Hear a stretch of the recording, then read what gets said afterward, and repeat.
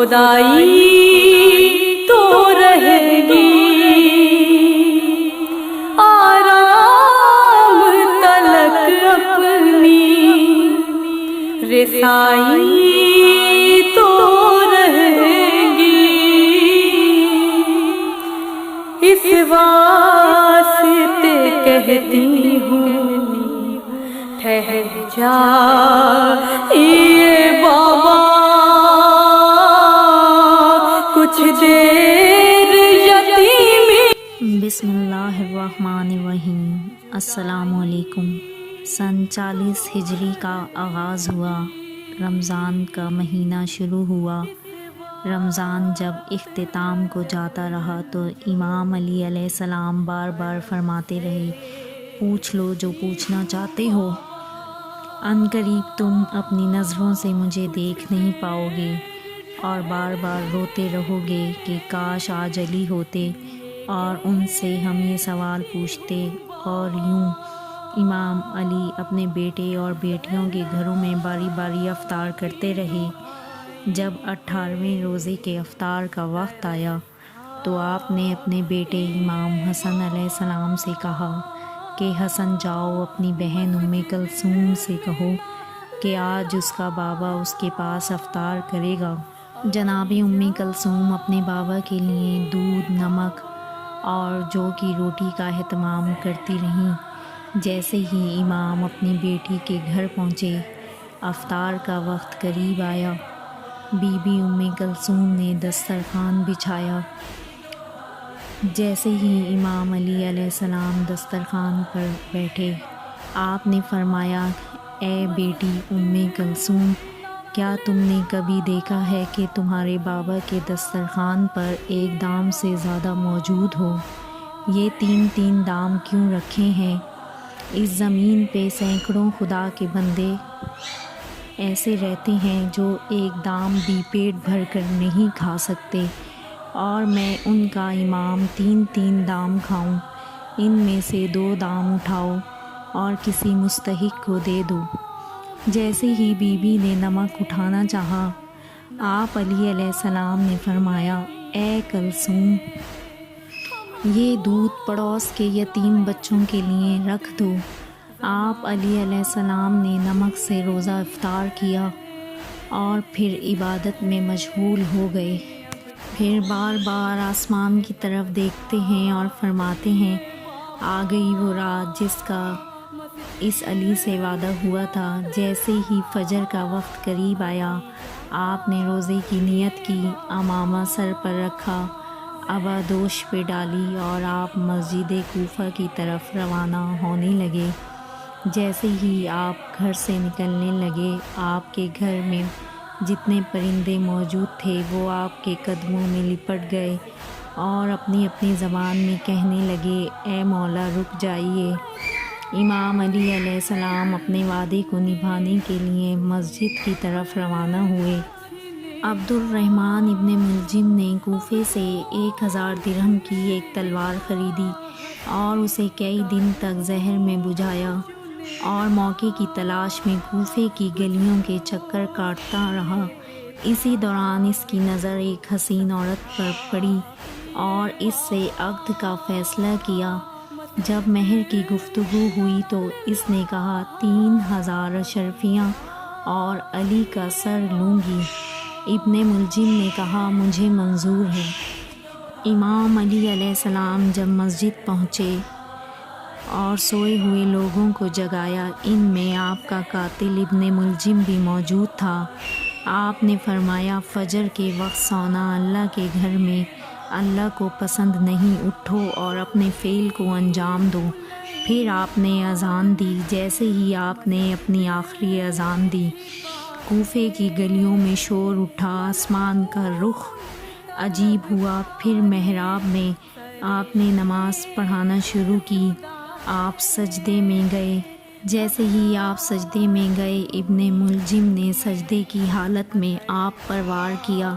جیسے ہی ضرب آپ کے سر مبارک پہ لگی، آپ نے فرمایا، کعبے کے رب کی قسم آج علی کامیاب ہوا۔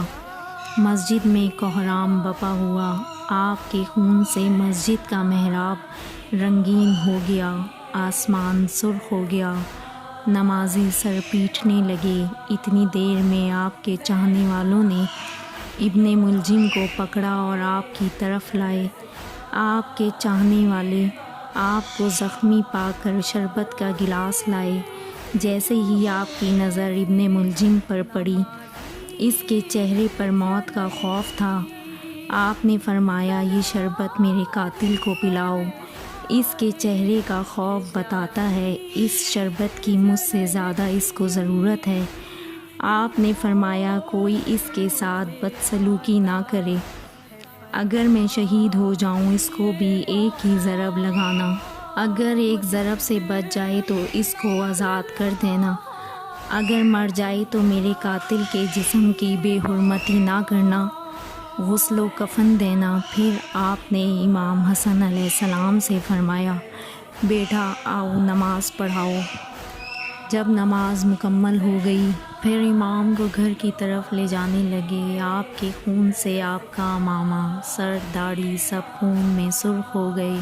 زہر آپ کے جسم میں پھیلنے لگا۔ آپ کے سب چاہنے والے آپ کے ساتھ گھر کی طرف روانہ ہوئے۔ آپ نے فرمایا، عباس، حسن، حسین، میرے چاہنے والوں کو کہو یہیں سے سب گھر واپس لوٹ جائیں، میں نہیں چاہتا میری بیٹیوں کے رونے کی آواز ان کے کانوں تک پہنچے۔ تمام چاہنے والے واپس لوٹ گئے۔ آپ گھر پہنچے، گھر میں کوہرام برپا ہو گیا۔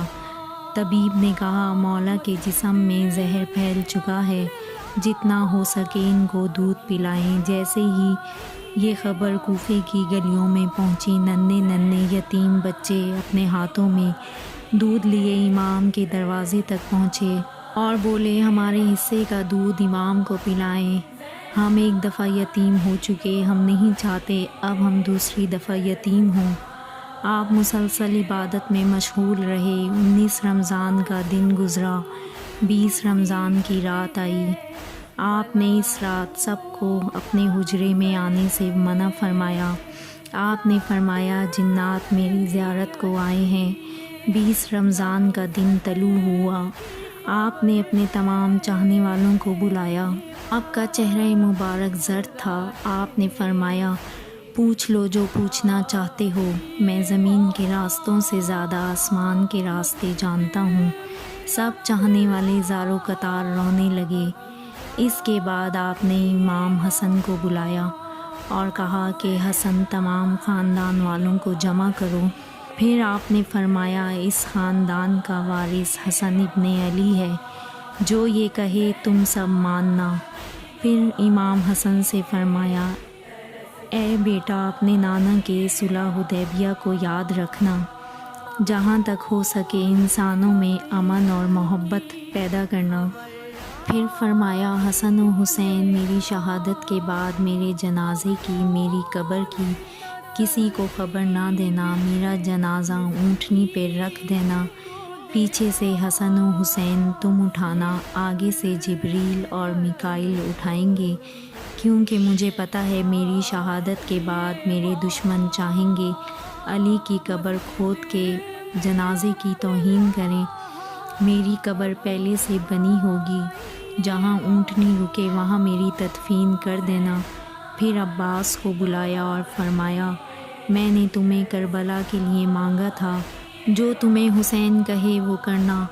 اور پھر حسین کو بلایا اور فرمایا، تمہاری شہادت کی خبر تمہارے نانا نے تمہاری پیدائش کے وقت سنا دی تھی، تمہارے خاندان کو تمہارے سامنے مارا جائے گا۔ حسین، تمہاری شہادت کے بعد میری بیٹیوں کو، تمہاری بہنوں کو شام و کوفہ کی گلیوں میں بے ردہ پھرایا جائے گا۔ پھر آپ نے فرمایا، سلام ہو یا رسول اللہ پر، اور پھر کہا، تمہاری ماں فاطمہ اور رسول اللہ مجھے لینے آئے ہیں۔ آپ کی آنکھیں بند ہو گئیں، کوہرام برپا ہوا۔ زینب و ام کلثوم، حسن و حسین یتیم ہو گئے۔ آپ کی وصیت کے مطابق آپ کو دفنایا گیا۔ جیسے ہی اونٹنی پر جنازہ رکھا، کچھ دور چلنے کے بعد ایک چمکیلا پتھر نظر آیا اور اونٹنی وہاں رک گئی۔ جب اس پتھر کو اٹھایا گیا تو قبر بنی ہوئی تھی، اس پہ لکھا تھا یہ قبر اللہ کے نبی حضرت نوح علیہ السلام نے حضرت علی کے لیے بنائی ہے۔